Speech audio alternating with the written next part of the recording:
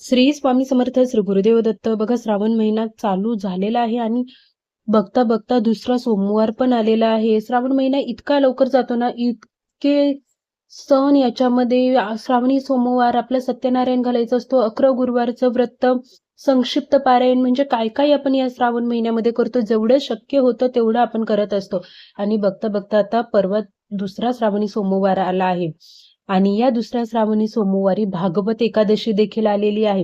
बघा, रविवारी पुत्रदा एकादशी आलेली आहे आणि ज्यांना संतान प्राप्तीसाठी सेवा करायची आहे ना, त्यांनी पुत्रदा एकादशीला नक्की संतान प्राप्तीची सेवा करा. खूप प्रभावशाली अशी ही सेवा आहे. 23 तारखेला संतान प्राप्तीची पुत्रदा एकादशी दिवशी सेवा करायची आहे आणि 24 तारखेला भागवत एकादशी आलेली आहे आणि भागवत एकादशीला भगवान विष्णूंची सर्वात प्रिय अशी ही सेवा आपल्याला करायची आहे. सेवा कशी करायची, त्यासोबतच आपल्याला उपवास, सोमवारचा उपवास आणि एकादशीचा उपवास कसा सोडायचा, सगळी माहिती या व्हिडिओमध्ये सांगणार आहे. त्यामुळे व्हिडिओ शेवटपर्यंत नक्की बघा. तुम्हा सर्वांचं खूप खूप मनापासून स्वागत आहे आपले निष्ठा या युट्यूब चॅनलमध्ये. तुम्ही अजून आपल्या चॅनलला सबस्क्राईब केलं नसेल तर चॅनलला सबस्क्राईब करा, व्हिडिओला लाईक करा, शेअर करा. बघा, श्रावणी सोमवारी म्हणजेच भागवत एकादशी दिवशी आपल्याला सकाळी लवकर उठायचं आहे. घर, दार, अंगण सगळं स्वच्छ करून, स्नान करून देवाची पूजा करायची आहे. बाळकृष्णाची मूर्ती घ्यायची आहे. तामनामध्ये बाळकृष्णाच्या मूर्तीला पंचामृताने अभिषेक घाला, जलाभिषेक घाला. अभिषेक घालत असताना ओम नमो भगवते वासुदेवाय नमः, ओम नमो भगवते वासुदेवाय नमः असं म्हणत म्हणत अभिषेक घालायचा आहे. किंवा मग तुम्ही पुरुष सुक्तम देखील म्हणू शकता. त्यानंतर मूर्ती तामनातून काढा, त्याला स्वच्छ कपड्याने पुसून घ्या, देवघरात जागेवर ठेवा. मग मूर्तीला आपल्याला तुळशी पत्र अर्पण करायचे आहेत, फुलं अर्पण करायची आहेत. आपल्या सर्वांना माहिती, एकादशी दिवशी आपण तुळशी पत्र तोडत नाही, तुळशीची पानं तोडत नाही, इव्हन तुळशीला हातही लावत नाही, कारण की त्या दिवशी तुळशीचं देखील व्रत असतं. त्यामुळे तुम्ही आदल्या दिवशी तुळशीची पानं तोडू शकता, पण आदल्या दिवशी देखील पुत्रदा एकादशी आहे तर तुम्ही आजच तोडून फ्रीजमध्ये ठेवली तरी चालतील किंवा विकत आणून तुम्ही ते अर्पण केले तरी चालतील. त्यानंतर तुमची जी काही सोमवारची सेवा आहे, रुद्राभिषेक करायचा आहे, ओम नमः शिवाय नामाचा जप करायचा आहे किंवा इतर कोणती सेवा तुम्ही करत असाल ती सेवा करू शकता. असं नाहीये की मी ही सेवा पहिली करू, ती सेवा, बाळकृष्णाची सेवा पहिली करू, महादेवांची सेवा पहिली करू. कोणतीही सेवा करा. सगळ्यात महत्वाचं काय असतं, आपली भक्ती आणि निष्ठा असते. देव म्हणणार नाहीये की माझी अगोदर का सेवा नाही केली, त्यांचीच अगोदर का केली, असं नाहीये. तुम्ही ज्याची करणार आहात त्याची मनापासून करा, दोघांची सेवा करा बॅक टू बॅक. आणि त्यानंतर आपल्याला विष्णू सहस्त्रनाम बोलायचं आहे, विष्णू सहस्त्रनामाचं पठण करायचं आहे.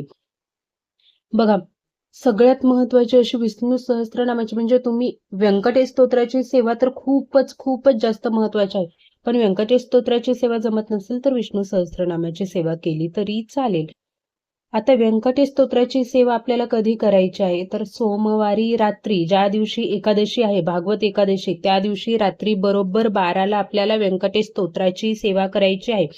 11:15ला अंघोळ करून, कारण की आपण दिवसभर इकडे तिकडे गेलेलो असतो, कोण कसं असतं माहिती नसतं, कोणाला विटाळ पुस्तक पाळी शिवता शिवत झालेले असते. त्यामुळे संध्याकाळी अंघोळ करून स्वच्छ कपडे परिधान करून आपल्याला व्यंकटेश स्तोत्राची सेवा करायची आहे. तुम्ही पूजा मांडणी केली तरी चालेल, नाही केली तरी चालेल. देवघराजवळ बसून तुम्ही व्यंकटेश स्तोत्राची सेवा करू शकता. आता बघा, 21 ओव्यांचं पठण आपल्याला करायचं आहे. तुम्ही संस्कृतमध्ये करणार असाल तरी चालेल. 21 ओवी पठण करून झालं की 21व्या ओवीला आपल्याला फलश्रुती घ्यायची आहे. बघा, व्यंकटेश स्तोत्राचं पठण करून झालं की आपल्याला फलश्रुती घ्यायची आहे. आता घरामध्ये लहान बाळ आहे किंवा रात्री 12ला आम्हाला सेवा करायला जमत नाही, ठीक आहे, तुम्ही दिवसभरात कधीही सेवा करू शकता. अगदी तुम्ही सकाळी 7, दुपारी 7, संध्याकाळी 7 ओव्या करून संध्याकाळच्या शेवटच्या याला तुम्ही फलश्रुती करू शकता. आणि त्यासोबतच आता व्यंकटेश स्तोत्राची सेवा करण्यासाठी अगदी तुम्हाला हार्डली अर्धा तास लागणार आहे. जर तुमचं व्यंकटेश स्तोत्राचं पठण असेल, तुम्हाला पाठ असेल, तर ज्यांचं पाठ नाही आहे त्यांना 35 ते 45 मिनिटं म्हणजे पाऊण तास लागू शकतो. आता महत्वाचं म्हणजे ताई, आमचा उपवास पण आहे आणि आमचा म्हणजे श्रावणी सोमवारही आहे, एकादशी आहे, तर आम्ही उपवास कसा सोडायचा? कारण की श्रावणी सोमवारचा उपवास तर आपण सोडतो आणि एकादशीचा उपवास तर सोडत नाही. मग अशा वेळी काय करायचं? आपण बघा, सोमवारी भगवान शंकराचा सगळ्यात आवडीचा नैवेद्य म्हणजे दहीभात. आपण तो त्यांना नैवेद्य दाखवायचा आणि त्याचा वास घ्यायचा. त्याचा वास जरी आपण घेतला ना, तरी आपला उपवास सोडला जातो. मग तुम्ही संध्याकाळी खिचडी खाऊ शकता. तुम्ही जो काही फलाहार घेणार आहात, तुम्ही ते घेऊ शकता. फक्त भगर चालणार नाही सोमवारी. त्यामुळे इतर जो काही फराळीचा पदार्थ आहे, तो तुम्ही खाऊ शकता आणि स्वयंपाकाच्या म्हणजे दही भाताचा तुम्ही वास घ्या. याने देखील तुमचा उपवास सुटू शकतो. एकादशीचा तुम्ही उपवास करत नसाल, तर मग तुम्ही काय संध्याकाळी जेवण करून तुमचा उपवास सोडू शकतो. अशा प्रकारे तुमचा श्रावणी सोमवारही घडेल आणि एकादशीही घडेल. व्हिडिओ आवडला असेल तर व्हिडिओला लाईक करा, शेअर करा. श्री स्वामी समर्थ, श्री गुरुदेव दत्त. ओम नमः शिवाय.